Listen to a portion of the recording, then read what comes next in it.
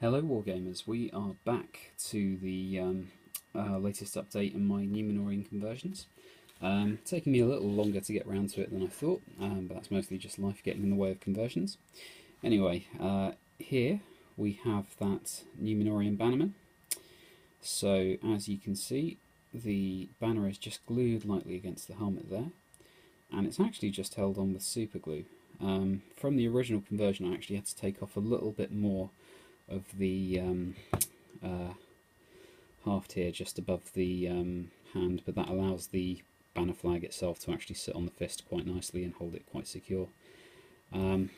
Certainly feels quite sturdy and like it's not going to break, so I'm quite happy with that. I'm also quite pleased with the overall angle that it's got.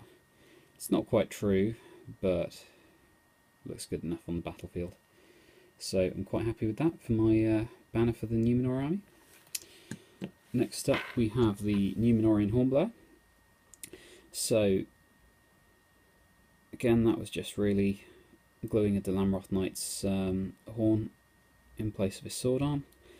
Not hugely happy with the way the chainmail's come out, but I think that's just because I've been a bit too hasty with it. I might just quickly go over that again and try and make it look a little bit more detailed. Then over here, new to the show, I decided to try and do a Numenorian captain. So this is sorry, I'll try and get it so you can actually see it.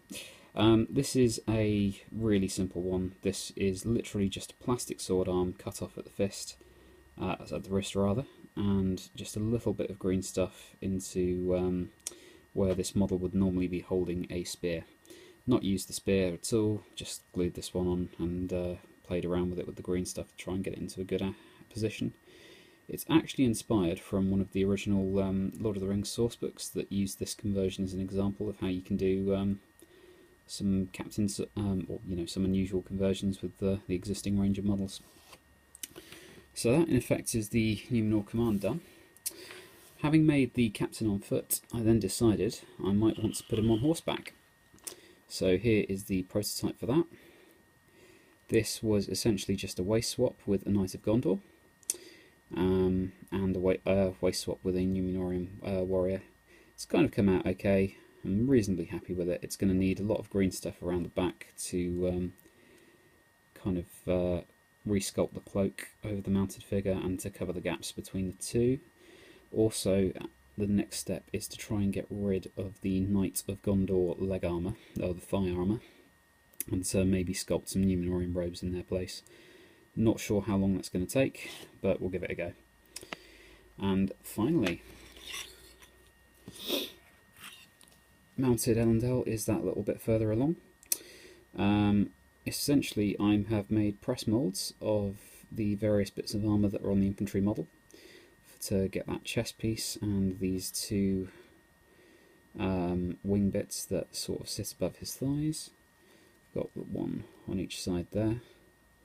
They were relatively easy to do, didn't take too much time or effort. The main bit was just making the mould and getting a cast that I was happy with. The next step is to finally work out what sword arm I'm going to use here, and the decision to whether to try and bulk up Aragorn's shoulder pads into the ones that you see Elendil use, again using press moulds on the infantry model. Overall, I'm pretty happy with how this one's coming along. Just needs those final little steps to be complete and to lead the armies of Numenor forward. I'll be showing you an update as soon as it's ready. Until then, hope you have a good one.